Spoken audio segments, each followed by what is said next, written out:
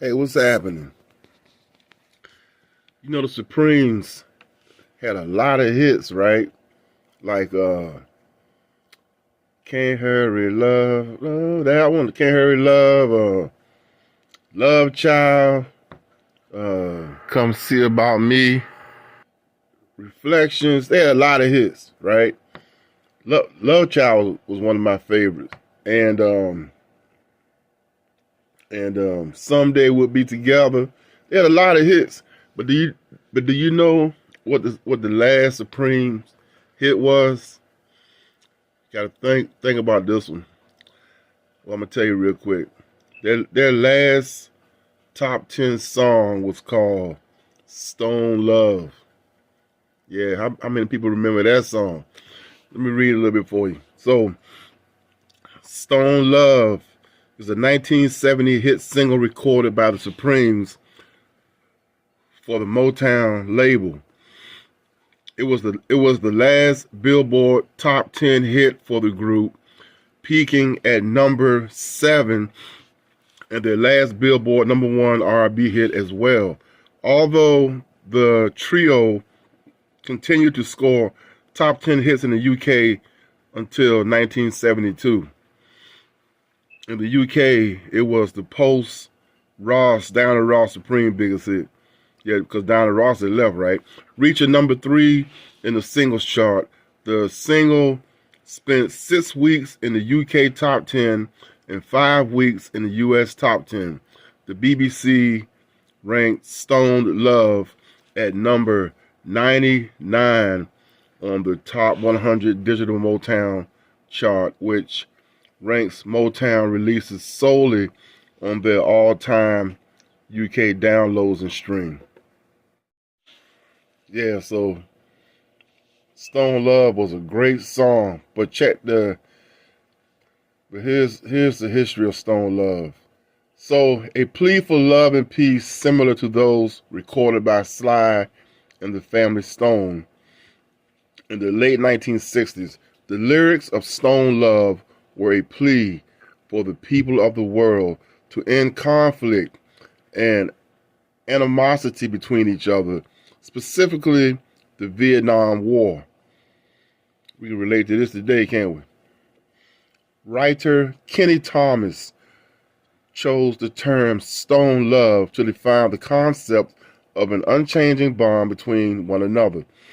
The same phrase appeared more than 16 years later in Kool and the Gang's title "Stone Love," and is a slight variant 2 years later in the Stylistics title "I'm Stone in Love with You." I remember that one.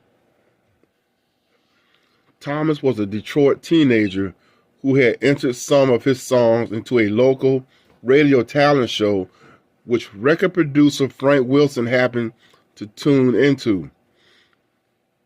Wilson arranged a meeting with the young musician at Thomas' house, where he proceeded to play a number of songs on a guitar that only had 2 strings. One of the songs he played was an unfinished version of "Stoned Love." Wilson was very much impressed with the song and came back to Thomas' house a few days later with, to Thomas' delight and surprise, Supremes member Mary Wilson. Rest in peace, Mary Wilson. She was one of the original Supremes, if you don't remember. After a few lines of the song were revised by the producer, "Stoned Love" was recorded during the spring of 1970. The instrumental track was recorded with the Funk Brothers and at least 30 other session musicians in Detroit at Motown Studio B, while Gene Terrell, Mary Wilson, and Cindy Birdsong recorded their vocals in New York. The song was originally written and recorded as "Stone Love," but during the process of mixing and releasing it, it was mislabeled as "Stoned Love." Stone with an ED. Release and controversy. Many people saw the song as a coded reference to drug use, and many radio stations owners were at first apprehensive to play the record.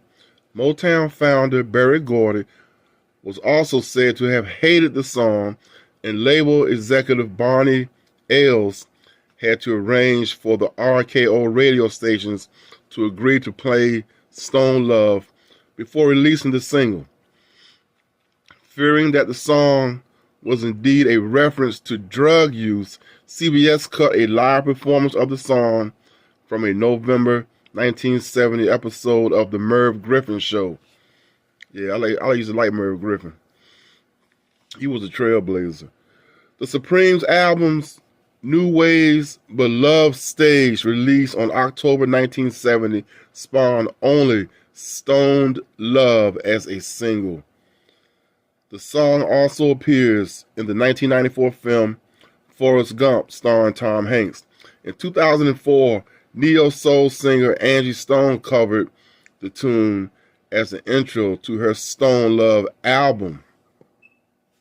Notes: Kenny Thomas' writing credit on Stone Love is listed as Yannick Samot. Yannick Samot is Kenny Thomas spelled backwards. By the way, guys, I tried to find a picture of him. I looked high and low, and I could not find a picture of this guy. His name spelled backwards, with an extra E to add pronunciation. He did this both to emulate Stevie Wonder, who recorded an instrumental album under the name Evans Rednow, and because he thought Samot or Sam Ott was close to the last name of his idol, Nina Simone.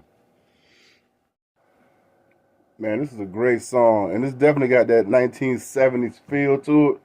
You know, the Vietnam War was going on, but basically it's a D, B minor, E minor. Right? Stone Love, oh yeah. Stone Love. I'll play a little bit of it so you can hear it.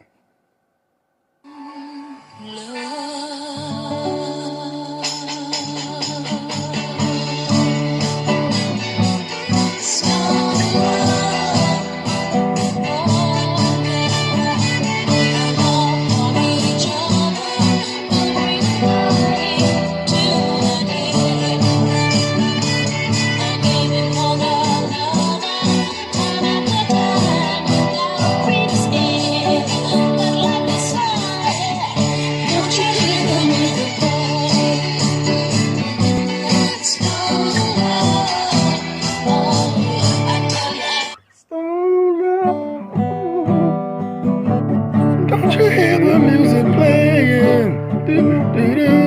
Stone Love. Great song. So the Supreme, the lead vocalist was Jean Terrell, who, by the way, was Ernie Terrell's sister. Remember Ernie Terrell? He was a boxer.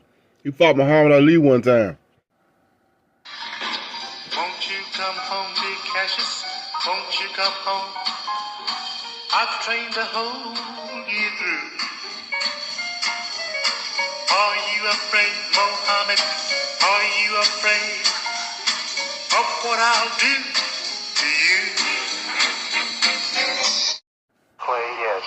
Why do you want to say Cassius Clay when Howard Cosell and everybody is calling you Muhammad Ali? Then why you got to be one of all people whose color to keep saying Cassius Clay?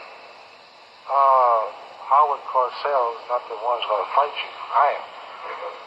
What was the history behind the whole issue? Because it's such an episode in boxing history. This was the fight where Ali was punishing Ernie Terrell because he wouldn't call him Muhammad Ali. He kept calling him Cassius Clay. Ernie Terrell said he called him Cassius Clay because that's what he knew him as. Now they kept saying, "What's my name? What's my name?" And Ali was punishing him after that. That's his sister. And background vocals was Mary Wilson and Cindy Birdsong. And the Funk Brothers played on that record. Okay, now Jean Terrell was born on November 26, 1945 in Mississippi. And she was born into a family of 10 children. Wow. And like I said, Ernie Terrell was her brother. Before her career with the Supremes, she sang with her brother Ernie in the group Ernie Terrell and the Knockouts, sometimes the Heavyweights. She was a Supreme from 1970 to 1973. Motown president Berry Gordy discovered Terrell in 1969 in Miami, where she was performing with her brother at a club. Looking for a replacement for Diana Ross, who was leaving the group she had fronted during most of the 60s, the Supremes, for a solo career. Gordy first signed Terrell to Motown as a solo artist, but decided to join her with the Supremes as Ross' replacement, alongside Mary Wilson and Cindy Birdsong, as announced in 1969. After Ross' farewell show with the group at the Frontier Hotel in Las Vegas on January 14, 1970, Terrell joined the group on stage to be presented to the press and public. After the introduction, according to Mary Wilson, Gordy changed his mind about Terrell leading the group and suggested replacing her with Sarita Wright. Gordy said, I don't like Jean. I want to replace her with Sarita. That's what Berry Gordy said. Wilson vetoed this move, instead wanting to continue the group with Terrell. The group scored more chart success at the beginning of the new decade, scoring hits in the United Kingdom while having several pop and soul hits in the United States, including Up the Ladder to the Roof, Everybody Got the Right to Love, Stone Love, River Deep, Mountain High, with the Four Tops, Nathan Jones, and Floyd Joy. I remember Floyd Joy. Mountain High, that's a Tina Turner song. Yeah. Floyd Joy. I remember that song. Anyway, after the success of Floyd Joy, Birdsong quit after getting pregnant and was replaced by Linda Lawrence. Despite the success towards the end of 1973, Terrell and Lawrence decided that it would be best for the Supremes to leave Motown and seek another record label. However, Motown owned the name Supremes, and Wilson was reluctant to leave, so both Terrell and Lawrence departed the group that year. All three Supremes were not interested with Motown's seeming lack of interest in promoting this lineup of the group. In addition, Lawrence was expecting a child at the time. Sherry Payne, sister of Freda Payne, replaced Terrell, and Cindy Birdsong returned to replace Lawrence in 1972. So there you go, guys. That was the Supremes' last top 10 hit, Stone Love. Terrell had a solo career, but I don't think it was all that great. Let's see. Yeah, did not make any impact. She did promote the title track on the Dinah show, I Had to Fall in Love. She did have a minor hit with Don't Stop Reaching for the Top, which peaked at number 72 on the R&B charts. Terrell declined to travel extensively and leave her family, and complained that certain plans at A&M had for her conflicted with her Jehovah's Witness. Another Jehovah's Witness. There's a lot of Jehovah's Witnesses in the entertainment business. Conflicted with her Jehovah's Witness beliefs. Michael Jackson, Prince, a lot of Jehovah's Witnesses. The album failed and she was dropped. In the early 1980s, Terrell put together a one-woman show and did limited touring throughout the United States. And her act consisted of several Supreme songs from her solo album and cover versions of songs by Bette Midler and Lionel Richie. I'm trying to hurry up, guys, get through this. And And another who performed backing vocals for Terrell during these tours was Frida Payne. I love some Frida Payne, boy. Bring the boys home, bring them back alive. Anyway, later a member of Payne and Lawrence group, the Former Ladies of the Supreme. So you can look up the rest of her. She's still alive. Yeah, guys. So anyway, Stone Love was the last top 10 hit for the Supremes. Great song. Peace out.